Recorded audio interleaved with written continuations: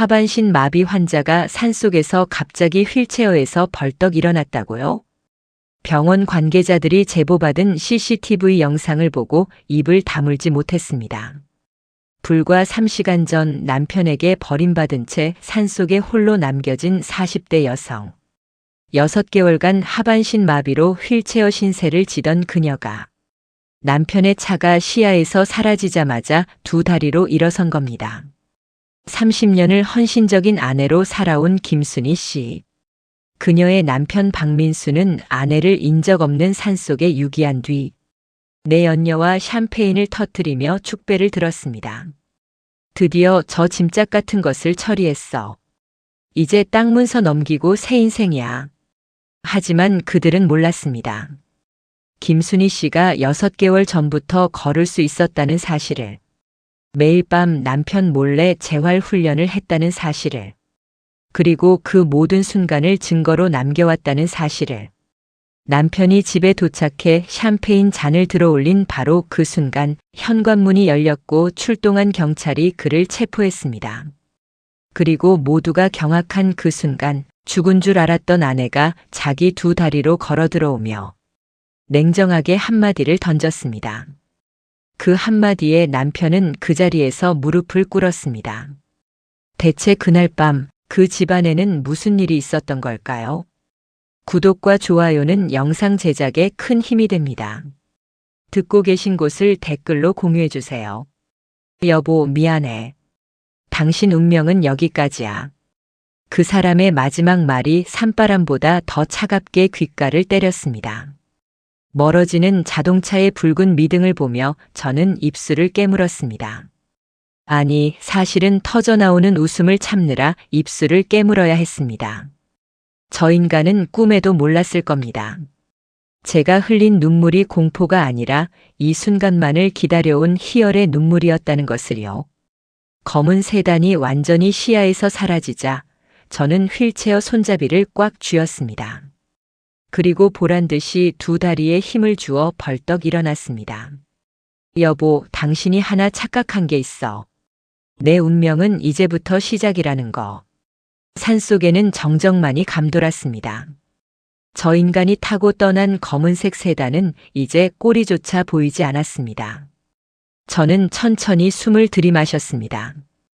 6개월 만에 처음으로 남의 눈치를 보지 않고 두 다리로 땅을 딛고 서보는 순간이었습니다. 발바닥을 통해 전해지는 거친 흙 감촉이 이렇게나 반가울 줄은 몰랐습니다. 이가 갈렸습니다. 방금 전까지 저 인간이 연기하던 그 역겨운 표정이 눈앞에 어른거렸기 때문입니다. 말수나 공기 좋은 데서 좀 쉬고 있어. 내가 곧 데리러 올게. 새빨간 거짓말이었습니다. 저 인간은 저를 태우고 이 깊은 산속까지 올라오는 내내 콧노래를 흥얼거렸습니다. 백미러로 힐끔힐끔 제 눈치를 살피면서도 입꼬리가 귀에 걸리는 걸 주체하지 못하더군요. 아마도 내연녀랑 통화하며 미리 샴페인이라도 따놓으라고 했을 겁니다. 휠체어에 앉은 늙고 병든 아내, 똥도 못 가리는 짐짝 같은 여편네를 드디어 처리했다고 믿고 있을 테니까요. 저는 신고 있던 낡은 운동화 앞코로 바닥에 떨어진 담배꽁초를 지시겨 껐습니다. 저 인간이 저를 버리고 돌아서며 툭 던지고 간 것입니다. 평생을 남편 뒷바라지하며 헌신한 대가가 고작 담배꽁초 하나와 산속 유기라니. 30해 세월이 참으로 허무하게 느껴질 법도 했지만 이상하게도 슬픔은 느껴지지 않았습니다. 대신 가슴 깊은 곳에서 뜨거운 불덩이가 치밀어 올랐습니다. 그래, 박민수. 내가 원한 게 이거였지? 나 없이 내 그 잘난 여자랑 우리 땅, 우리 건물 다 팔아먹고 떵떵거리며 사는 거. 저는 품속 깊숙이 넣어두었던 스마트폰을 꺼냈습니다. 손이 부들부들 떨렸지만 그것은 추위 때문이 아니었습니다. 액정 화면 위에는 선명하게 녹음 중이라는 글자가 붉게 깜빡이고 있었습니다. 녹음 시간 3시간 42분 15초. 집에서 출발할 때부터 지금까지 저 인간이 차 안에서 내연녀와 나눴던 통화 내용, 저를 산속에 버리며 내뱉은 저주 같은 말들, 그리고 저 인간이 떠나며 엑셀을 밟던 소리까지 하나도 빠짐없이 고스란히 담겨 있었습니다. 죽어버려라, 김순희. 내가 죽어야 내 인생이 핀다. 아까 저 인간이 혼잣말처럼 중얼거린 그 목소리가 생생하게 들려오는 듯 했습니다. 저는 녹음 종료 버튼을 누르고 곧바로 단축번호 1번을 눌렀습니다. 신호가 가기도 전에 상대방이 전화를 받았습니다. 여보세요? 사모님 괜찮으십니까? 다급한 김 변호사의 목소리였습니다. 제 목소리는 놀라울 정도로 차분하게 나왔습니다. 네, 사모님. 지금 위치 추적 중입니다.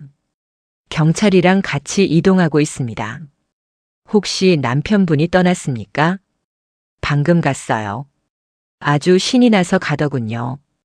저는 텅 빈 산길을 내려다보며 피식 웃음을 터뜨렸습니다. 지금 막 유기 현장 증거 확보했네요. 살인 미수의 유기치상, 거기다 사기 혐의까지. 이걸로 그 인간 알거지로 만드는 거 확실한 거죠? 물론입니다, 사모님. 녹음 파일이랑 현장 상황이면 구속 수사는 피할 수 없습니다. 저 인간이 집에 도착하기도 전에 저희가 먼저 들이닥칠 겁니다. 지금 몸은 좀 어떠세요? 몸 아주 날아갈 것 같아요. 6개월 동안 안진뱅이 흉내 내느라 좀이 쑤셔 죽는 줄 알았거든요. 저는 뻣뻣하게 굳어있던 허리를 펴고 스트레칭을 했습니다. 우두둑 뼈마디마디가 맞춰지는 소리가 숲속에 울려 퍼졌습니다. 사실 6개월 전 의사 선생님이 기적적으로 신경이 돌아오고 있습니다라고 했을 때만 해도 저는 바로 남편에게 알리려 했습니다. 제 다리가 낫는 걸 누구보다 기뻐해 줄 사람이라고 믿었으니까요. 하지만 그날 밤 병실 문 밖에서 들려오던 저 인간의 통화 소리가 제 입을 막았습니다. 아, 글쎄 의사가 가망 없다니까. 저 여편네 죽기 전엔 그 땅 못 팔아. 차라리 어디 산속에다 버려두고 실종 신고를 낼까?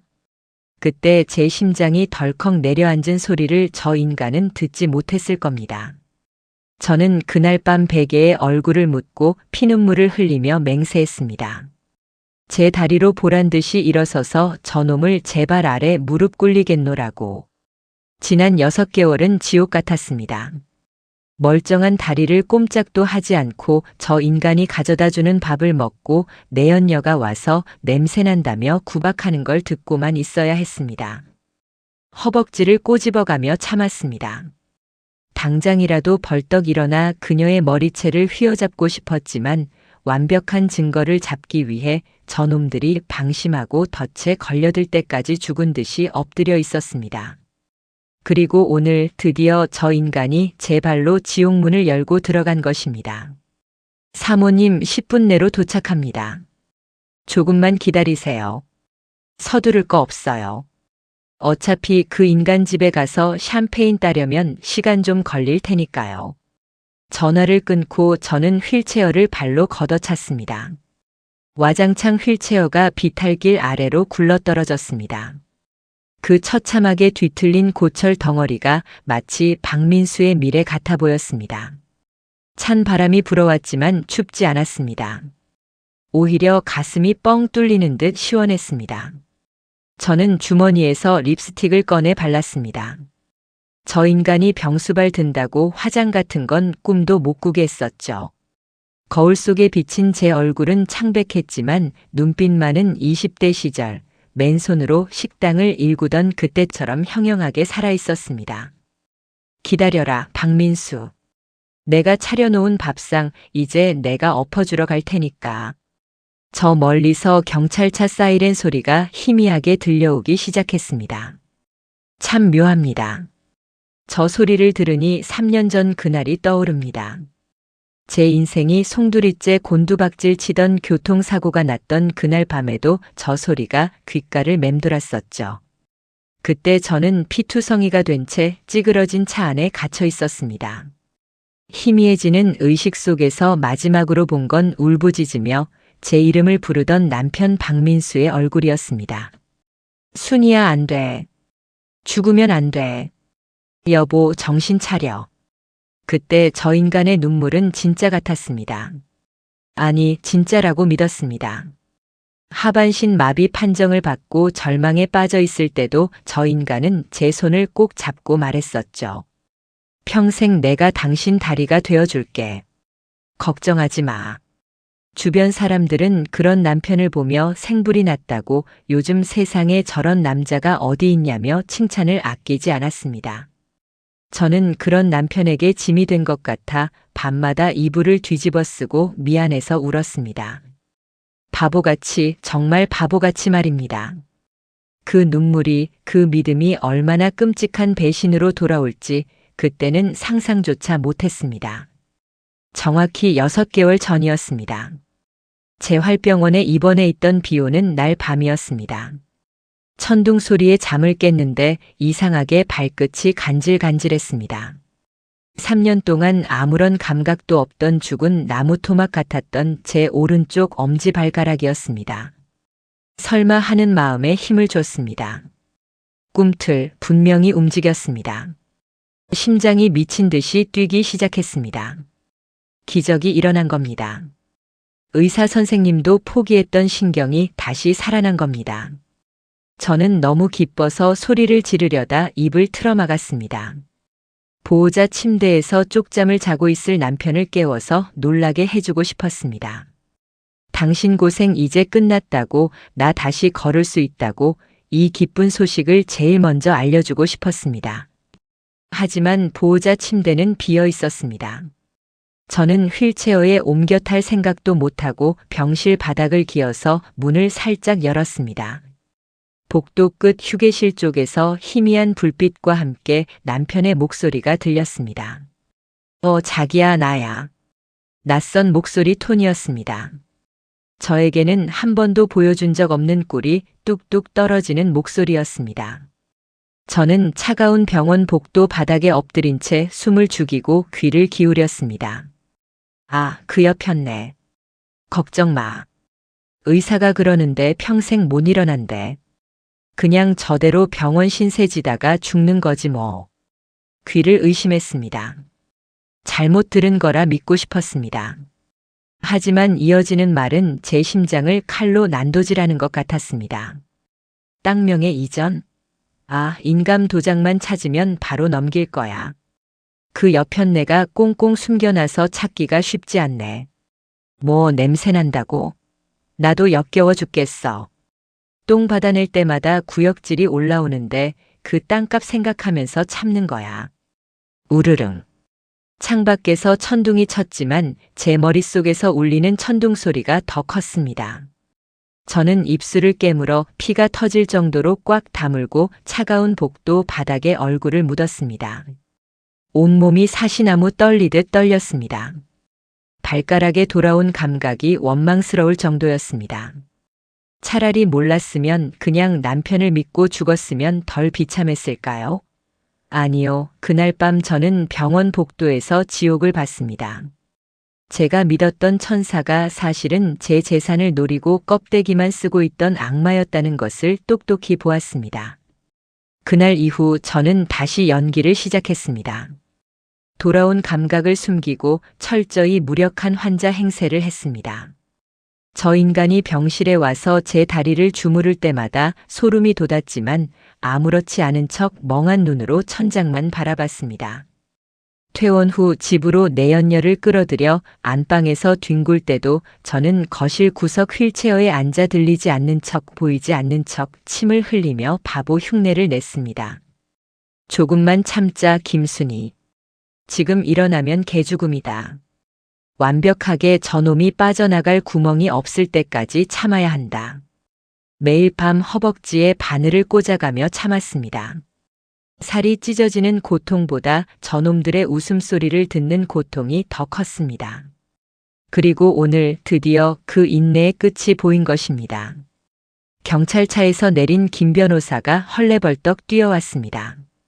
뒤따라 내린 형사들이 제 주위를 감싸고 구급대원들이 들 것을 들고 달려왔습니다. 괜찮으십니까? 어디 다친 데는 없으세요? 걱정스러운 형사의 물음에 저는 천천히 고개를 들었습니다. 그리고 아주 또렷한 목소리로 말했습니다. 다친 데는 없습니다. 마음이 좀 시원하네요. 김 변호사가 제 손을 잡으며 낮은 목소리로 속삭였습니다. 녹음 파일 확인했습니다. 완벽합니다. 지금 바로 자택으로 이동해서 체포영장 집행하겠습니다. 고마워요, 변호사님. 저는 구급대원의 부축을 정중히 거절하고 제 두 발로 경찰차 뒷좌석에 올랐습니다. 형사들이 놀란 눈으로 저를 쳐다봤지만 지금은 설명할 때가 아니었습니다. 차문이 닫히고 훈훈한 히터 바람이 얼굴에 닿았습니다. 차창 밖으로 보이는 어두운 산속 풍경이 뒤로 밀려났습니다. 저 어둠 속에 30해를 바보처럼 살았던 과거의 김순희를 버리고 갑니다. 이제부터 남편을 만나러 가는 건 헌신적인 아내가 아닙니다. 지옥에서 돌아온 복수의 화신입니다. 갑시다. 우리 남편 깜짝 놀라게 해주러. 경찰차가 요란한 사이렌 소리를 울리며 산을 내려갔습니다. 3년 전 저를 살리기 위해 울렸던 그 사이렌이 오늘은 저놈을 파멸시키기 위한 장송곡처럼 들렸습니다. 기다려, 여보. 당신이 내게 줬던 그 지옥, 이자까지 쳐서 돌려줄게. 경찰차가 도심으로 진입하자 화려한 네온사인 불빛이 차창 안으로 쏟아져 들어왔습니다. 사람들은 저마다 바쁘게 움직이고 거리는 활기로 넘쳐났습니다. 불과 몇 시간 전만 해도 저는 저 평범한 풍경 속에 영원히 섞일 수 없을 거라고 생각했습니다. 산짐승의 먹이가 되어 사라질 운명이었으니까요. 차창에 비친 제 얼굴을 봤습니다. 푸석한 피부, 깊게 패인 주름. 하지만 눈빛만큼은 그 어느 때보다 서늘하게 빛나고 있었습니다. 집까지 가는 이 짧은 시간이 지난 6개월의 지옥 같은 시간보다 더 길게 느껴졌습니다. 기억은 예고도 없이 석 달 전 어느 날 오후로 저를 끌고 갔습니다. 그날도 남편은 최미영, 그 여자를 집으로 불러들였습니다. 제가 누워있는 안방 문을 활짝 열어둔 채로 말이죠. 사실 저는 하반신만 마비였지 상반신은 멀쩡했습니다. 처음엔 소리도 지르고 물건도 던지며 저항했었습니다. 하지만 그때마다 남편은 제 멱살을 잡고 으름장을 놓았습니다. 자꾸 발광하면 요양원도 아니고 저기 시골 정신병원 독방에 쳐넣어 버릴 거야. 거기 들어가면 쥐도 새도 모르게 죽는 줄 알아. 그 말이 빈말이 아님을 알았기에 저는 전략을 바꿨습니다. 단순히 다리만 못 쓰는 게 아니라 사고 후유증으로 머리까지 망가져서 몸을 제대로 못 가누는 척하기로 한 것입니다. 그래야 저놈들이 안심하고 제 앞에서 본색을 드러낼 테니까요. 최미영이 코를 막으며 안방으로 들어왔습니다. 손에는 제가 먹다 남긴 식은 죽그릇이 들려 있었습니다. 그 여자는 초점 없이 멍하니 앉아 침만 흘리고 있는, 물론 연기였습니다만 저를 벌레 보듯 내려다봤습니다. 자기야, 이 여자 진짜 맛이 갔나 봐. 눈동자가 퀭하네. 거실 소파에 누워 TV를 보던 남편이 킬킬거렸습니다. 의사가 뇌 쪽에도 충격이 있었다고 하더라고. 손 하나 까딱 못해. 그냥 숨만 쉬는 시체야. 그 말에 최미영이 표독스러운 미소를 짓더니 들고 있던 죽 그릇을 제 손등 위로 툭 하고 떨어뜨렸습니다. 실수가 아니었습니다. 제가 진짜 바보인지 시험해 보려는 명백한 도발이었습니다. 아, 뜨거워. 그 여자가 가식적인 비명을 질렀지만 정작 살이 타 들어가는 건 저였습니다. 데우지도 않은 식은 죽이었지만 쏟아지는 순간의 충격은 펄펄 끓는 쇳물 같았습니다. 죽 국물이 손등을 타고 환자복 소매로 스며들었습니다. 당장이라도 벌떡 일어나 그녀의 머리채를 휘어잡고 뺨을 올려붙이고 싶었습니다. 제 두 팔은 멀쩡했으니까요. 하지만 저는 입술 안쪽 살을 피가 나도록 깨물며 팔을 축 늘어뜨린 채 미동도 하지 않았습니다. 눈동자조차 흔들리지 않게 허공만 멍하니 응시했습니다. 여기서 반응하면 끝이다. 여기서 내 팔에 힘이 들어가는 걸 들키면 저놈들은 당장 나를 정신병원에 가두고 재산을 가로챌 것이다. 어머, 자기야, 이 여자 봐. 뜨거운 걸 쏟았는데도 꿈쩍도 안 해. 진짜 뇌가 망가졌나 봐. 최미영이 신기하다는 듯 제 볼을 손가락으로 톡톡 쳤습니다. 남편이 다가와 제 손에 묻은 죽을 대충 휴지로 닦아내며 말했습니다. 내가 말했잖아. 그냥 식물인간이나 다름없다고. 이제 안심하고 얘기해. 이 여편네 우리가 무슨 말을 해도 못 알아들어. 그럼 그 땅명의 이전 서류 오늘 도장 찍을까? 저놈들이 안심하고 내뱉은 그 한마디, 저는 그날 이불 속에서 축 늘어뜨린 손가락을 안으로 말아쥐며 쾌재를 불렀습니다. 드디어 미끼를 물었구나. 제가 바보가 된 줄 알고 제 입으로 범죄 계획을 술술 부는구나. 그 수모를 견딜 수 있었던 건 오직 밤마다 찾아오는 저만의 시간 때문이었습니다. 모두가 잠든 새벽 2시 남편의 코 고는 소리가 규칙적으로 들려오면 저는 바보 연기를 멈추고 조용히 눈을 떴습니다. 눈빛이 형형하게 살아났습니다. 그리고 지렁이처럼 몸을 비틀어 침대 아래로 내려왔습니다. 일어나야 한다, 김순희. 넌 할 수 있어. 식은땀이 비오듯 쏟아졌습니다. 벽을 짚고 일어서는 데만 30분이 걸렸습니다. 다리가 후들거리고 무릎이 꺾일 때마다 방금 전날을 시험하듯 죽을 쏟던 최미영의 얼굴을 떠올렸습니다. 한 발 그리고 또 한 발. 어둠 속에서 저는 갓 태어난 짐승처럼 위태롭게 거실을 걸었습니다. 혹시라도 남편이 깰까봐 숨소리조차 내지 못했습니다. 단순히 걷는 연습뿐만이 아니었습니다. 저 인간이 서랍 깊숙한 곳에 숨겨둔 서류를 찾아내 사진을 찍고 다시 제자리에 돌려놓는 연습까지. 저는 밤마다 첩보원처럼 움직였습니다. 한 번은 거실을 걷다가 실수로 식탁 의자를 건드린 적이 있습니다. 짧은 소음이었지만 적막한 밤 공기 속에서는 천둥 소리처럼 컸습니다. 안방 문이 열리는 소리가 났습니다. 무슨 소리지? 잠에 취한 남편의 목소리. 저는 순식간에 바닥에 납작 엎드려 침을 흘리며 자는 척 연기했습니다. 심장이 밖으로 튀어나올 것만 같았습니다. 뭐야? 이 여편네가 굴러떨어졌나? 귀찮게.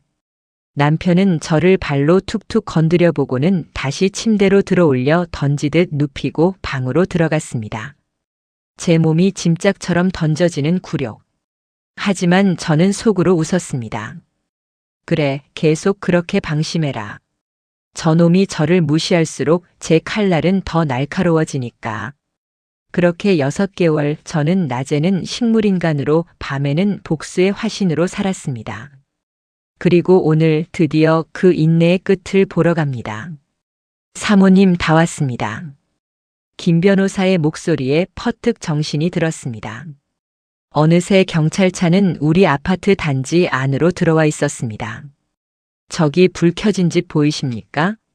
1205호. 형사님이 손가락으로 가리킨 곳, 제 집 제 안방에 불이 환하게 켜져 있었습니다. 베란다 창문에 2사람의 그림자가 어른거리는 게 보였습니다. 준비되셨습니까? 형사님이 차문을 열어주며 물었습니다.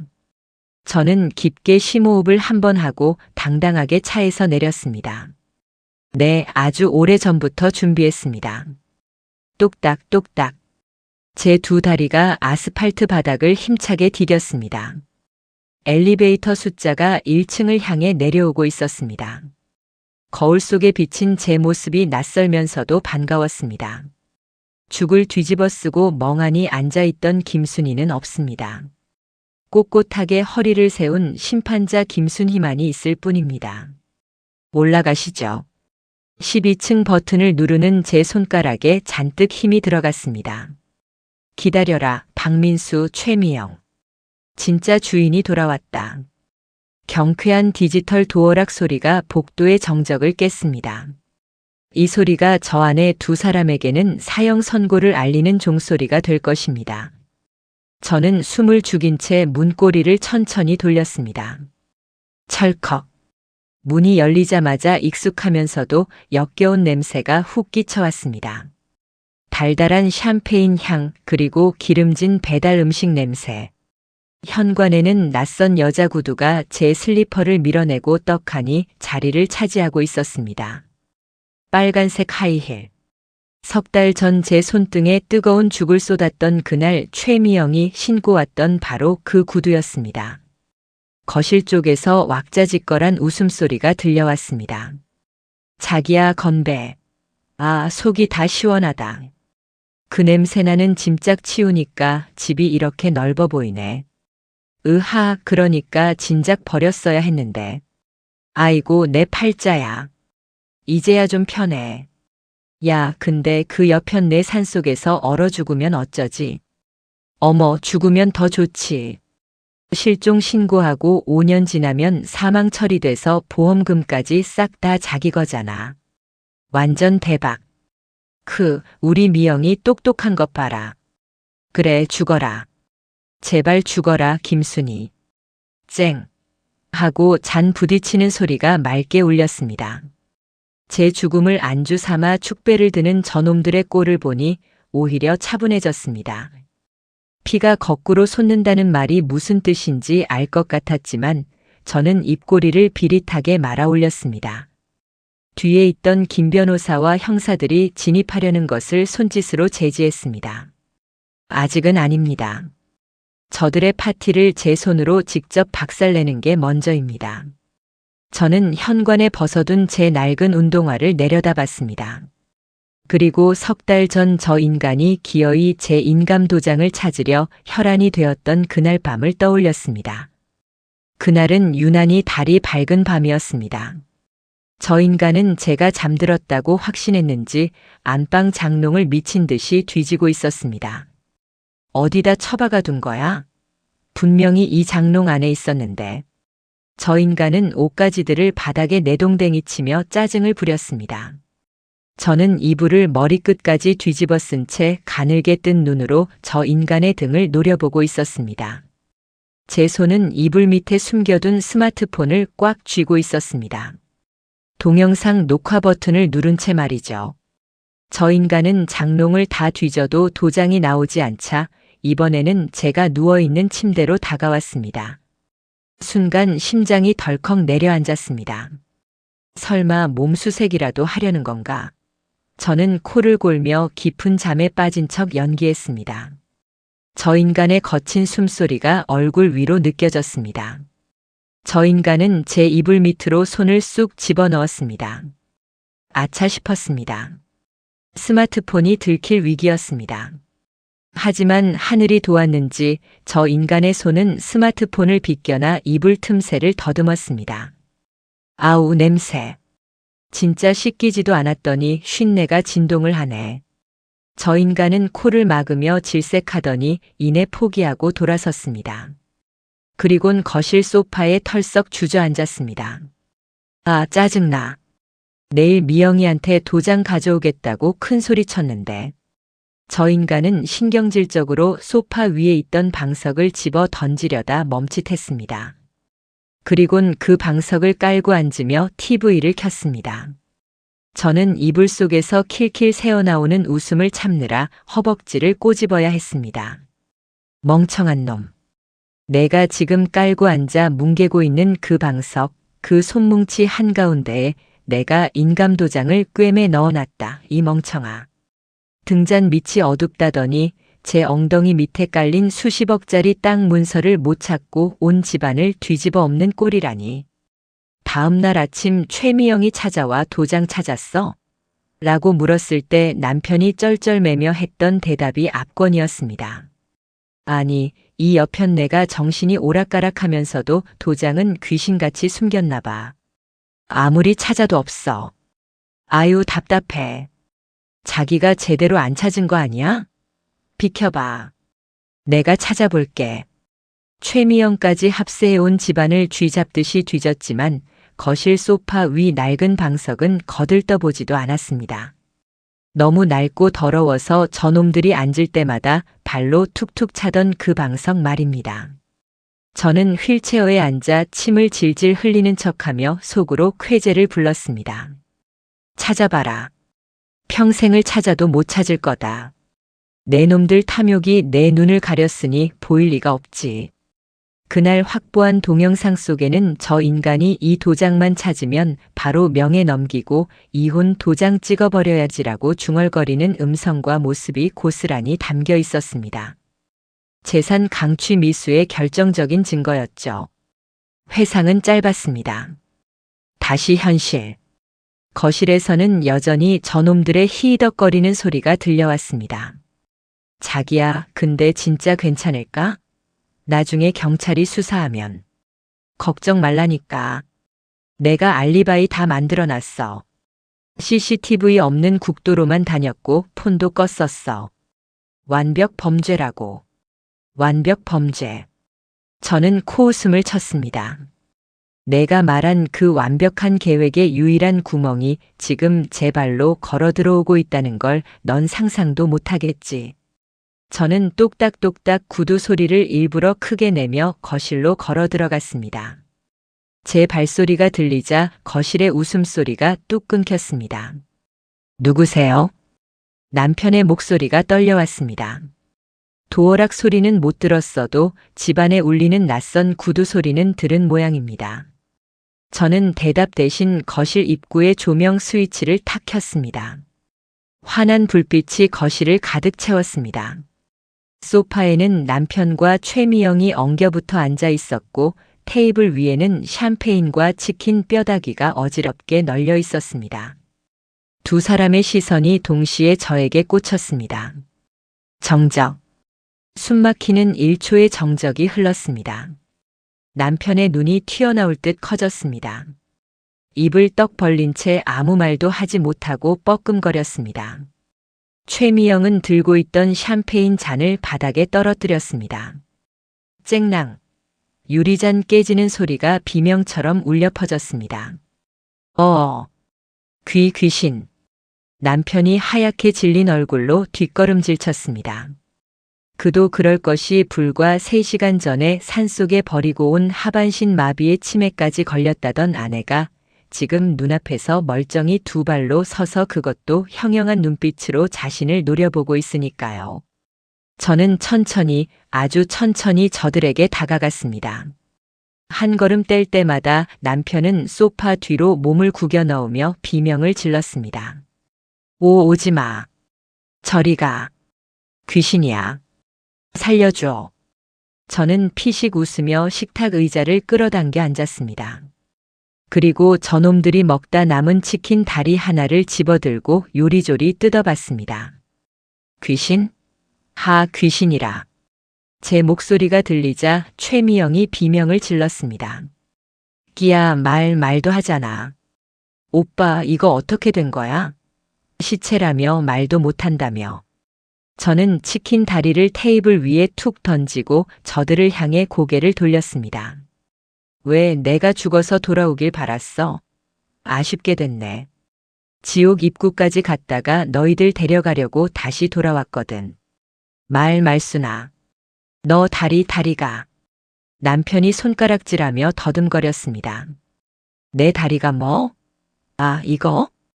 저는 보란듯이 다리를 꼬고 앉아 발끝을 까딱거렸습니다. 놀랍지? 6개월 전부터 멀쩡했는데 내 놈이 내 내연녀랑 뒹구느라 바빠서 몰랐나 보네. 뭐라고? 6개월? 그래. 내가 내 약에 수면제 탄 거, 내가 변기통에 버리는 거 못 봤지? 내가 인감 도장 찾는다고 온 집안 뒤집을 때 내가 속으로 얼마나 비웃었는지 알아? 저는 자리에서 일어나 소파 위에 놓인 낡은 방석을 집어들었습니다. 그리고 저놈들의 눈앞에서 방석 지퍼를 찌익 열었습니다. 방석 손뭉치 사이에서 빨간 인주가 묻은 인감 도장이 툭 하고 떨어졌습니다. 이걸 찾았니, 여보? 남편의 얼굴이 흑빛이 되었습니다. 최미영은 부들부들 떨며 남편 뒤로 숨었습니다. 너 다 알고 있었어? 일부러 속인 거야? 속인 게 누군데? 적반하장이야? 저는 버럭 소리를 질렀습니다. 그 서슬에 남편이 털썩 주저앉았습니다. 내 놈이 내 재산 뺏으려고 생쇼를 할 때 나는 증거 모으느라 피눈물을 흘렸어. 내 놈이 나를 짐짝 취급하며 산속에 버릴 때 나는 내 놈 감옥 보낼 생각에 꼭 참았다고. 저는 핸드폰을 꺼내 재생 버튼을 눌렀습니다. 죽어버려라, 김순희. 내가 죽어야 내 인생이 핀다. 아까 차 안에서 저 인간이 했던 말이 거실 스피커를 통해 쩔렁쩔렁 울려 퍼졌습니다. 남편은 사시나무 떨듯 떨며 제 발목을 잡으려 기어왔습니다. 여보, 내가 잘못했어. 잠깐 미쳤었나 봐. 용서해줘. 응? 우리 부부잖아. 내가 다 설명할게. 부부? 설명? 저는 저 인간의 손을 발로 걷어찼습니다. 그리고 허리를 숙여 저 인간의 눈을 똑바로 쳐다봤습니다. 설명은 내가 아니라 저분들에게 해. 저는 현관 쪽을 향해 손짓했습니다. 그제야 숨어있던 형사들이 우르르 들이닥쳤습니다. 박민수 씨, 최미영 씨, 살인미수, 유기치상, 사기미수 혐의로 긴급 체포합니다. 형사가 수갑을 꺼내 들자 최미영이 발악하며 소리쳤습니다. 나 아니야. 다 저 사람이 시킨 거야. 난 몰라. 억울해. 닥쳐, 이년아. 내가 꼬드겼잖아. 서로 싸대질하며 싸우는 추악한 꼴을 보니 허탈 웃음이 나왔습니다. 저는 뚜벅뚜벅 걸어가 최미영 앞에 섰습니다. 그녀가 겁에 질려 저를 올려다봤습니다. 아, 아줌마. 아니, 사모님. 짝. 제 손바닥이 그녀의 뺨을 세게 후려쳤습니다. 고개가 휙 돌아갈 정도로 강력한 일격이었습니다. 얼얼한 손바닥의 통증이 지난 6개월의 치욕을 싹 날려버리는 것 같았습니다. 이건 내 다리에 뜨거운 죽 쏟은 값이야. 그리고 돌아서서 멍하니 보고 있는 남편에게 다가갔습니다. 짝. 이번엔 반대쪽 손으로 남편의 뺨을 날렸습니다. 그리고 이건 내 30해 인생을 쓰레기통에 처박은 값이고. 저는 빨갛게 부어오른 두 사람의 얼굴을 번갈아 보며 차갑게 말했습니다. 이제 시작이야. 감옥에서 평생 썩게 해줄게. 내 돈, 내 땅, 내 건물. 꿈도 꾸지 마. 너희들에게 줄 건 딱 하나. 콩밥뿐이니까. 경찰차 뒷좌석에 수갑찬 남편의 뒷모습이 점점 멀어졌습니다. 경찰서로 압송되는 호송차 안에서 저 인간은 아직도 고개를 돌려 저를 노려보고 있었습니다. 하지만 그 눈빛에는 분노보다 공포가 가득했습니다. 저는 창밖으로 시선을 돌렸습니다. 새벽 3시가 넘어가는 도심의 불빛들이 차창을 스쳐 지나갔습니다. 김 변호사가 조심스럽게 물었습니다. 사모님 피곤하시죠? 잠깐 쉬시다가 아침에 경찰서 가셔도 됩니다. 괜찮아요. 지금 가겠어요. 6개월을 기다렸는데 몇 시간 못 기다리겠어요? 사실 지금 이 순간이 그 어느 때보다 생생하게 느껴졌습니다. 피곤하기는커녕 온몸의 세포가 깨어나 춤을 추는 것만 같았습니다. 경찰서에 도착해 조사실로 들어가자 여 형사님이 따뜻한 커피를 건네주셨습니다. 고생 많으셨어요, 사모님. 진술 간단하게 받을게요. 일단 녹음 파일이랑 영상 자료가 너무 명확해서 구속영장은 바로 청구될 것 같습니다. 감사합니다. 조서를 작성하는 동안 옆방에서 남편과 최미영이 서로를 탓하며 싸우는 소리가 새어나왔습니다. 다 내 탓이야. 내가 꼬드겼잖아. 내 탓? 웃기지 마. 당신이 돈 때문에 미친 거잖아. 형사님이 미안하다는 듯 문을 닫아주었습니다. 저는 피식 웃으며 고개를 저었습니다. 괜찮아요. 들어도 더 이상 아프지 않아요. 새벽 5시가 넘어서야 모든 조서가 끝났습니다. 형사님이 서류를 정리하며 말했습니다. 일주일 뒤에 구속 적부심이 있고 곧바로 1차 공판이 시작됩니다. 증거가 확실해서 판결도 빠를 겁니다. 법정에서 다시 봐야 하는 거네요. 네, 피해자 진술도 있으실 거고요. 법정. 30해를 함께한 남편을 법정에서 다시 만나게 되는 순간을 상상하니 가슴 한편이 먹먹했습니다. 하지만 동시에 이건 끝이 아니라 새로운 시작이라는 생각이 들었습니다. 경찰서를 나서자 동이 트고 있었습니다. 하늘이 붉게 물들어가는 새벽, 김 변호사가 제 곁으로 다가왔습니다. 사모님, 제가 집까지 모셔다 드릴게요. 아니에요. 혼자 걸어가고 싶어요. 그러시겠어요? 네, 오랜만에 제 두 발로 제 집까지 걸어가 보고 싶어요. 김 변호사가 깊게 고개를 숙였습니다. 사모님, 20년 전 밥 먹인 은혜 이렇게라도 갚게 되어 영광입니다. 무슨 말씀을요? 변호사님 덕분에 제가 살았어요. 우리는 악수를 나눴습니다. 그의 손이 따뜻했습니다. 집으로 가는 길 아침 공기가 차갑게 뺨을 스쳤습니다. 거리에는 출근길 사람들이 하나둘 모습을 드러내고 있었습니다. 한 걸음 또 한 걸음. 제 두 다리로 걷는 이 평범한 일상이 얼마나 소중한지 새삼 깨달았습니다. 집에 도착해 도어락을 열고 들어섰을 때 텅 빈 거실이 낯설게 느껴졌습니다. 아직도 어젯밤의 소란이 남아있는 듯 했습니다. 깨진 유리잔, 엎질러진 샴페인. 저는 조용히 청소를 시작했습니다. 쓰레기를 치우고 바닥을 닦고 창문을 활짝 열었습니다. 상한 공기가 빠져나가고 신선한 아침 공기가 들어왔습니다. 소파에 앉아 창밖을 바라봤습니다. 해가 떠오르고 있었습니다. 저 해처럼 제 인생도 이제 다시 떠오를 것입니다. 며칠 뒤 저는 작은 식당을 하나 계약했습니다. 대단한 건 아닙니다. 큰 욕심도 없습니다. 그저 제가 다시 제 손으로 뭘 해보고 싶었습니다. 간판을 새로 달면서 저는 혼잣말을 했습니다. 김순희 밥집. 제 이름이 간판에 걸리니까 괜히 목이 메었습니다. 30해 동안 저는 누구 아내였지 김순희로 불린 적이 많지 않았습니다. 그날은 달랐습니다. 사람들이 제 간판을 보고 제 이름을 읽었습니다. 첫 손님이 들어오던 날 저는 따뜻한 국 한 그릇 내놓고 이렇게 말했습니다. 뜨거우니까 천천히 드세요. 그 말이 남에게 하는 말이면서도 저에게 하는 말 같았습니다. 서두르지 말라고, 뜨거운 걸 급히 삼키면 데인다고. 밤이 되자 가게 문을 닫고 집으로 돌아왔습니다. 현관문을 열고 들어오는데 집이 조용했습니다. 예전에는 그 조용함이 무서웠는데 그날은 다르게 들렸습니다. 이 조용함은 제가 지켜낸 조용함이다. 저는 거실 불을 켜고 창가에 섰습니다. 창밖에는 겨울나무가 서 있었습니다. 잎은 다 떨어졌는데도 가지는 꼿꼿했습니다. 그걸 보며 생각했습니다. 나도 저 나무처럼 살 수 있겠구나. 다 잃어도 서 있을 수는 있겠구나. 그리고 마지막으로 아주 천천히 제 마음에 물었습니다. 여러분이라면 어떠셨을까요?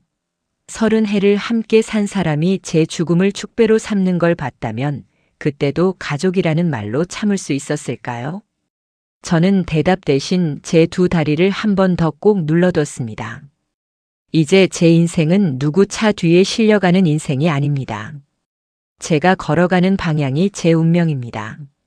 산속에서 버림받았던 그날 저는 죽지 않았습니다. 오히려 그날 진짜 김순희로 다시 태어났습니다. 6개월의 인내, 30해의 배신, 그 모든 것이 결국 저를 여기까지 데려왔습니다. 제 두 발로 서서 제 이름으로 살아가는 이곳까지. 그리고 이제 저는 압니다. 운명은 주어지는 게 아니라 제가 만들어가는 거라는 것을요.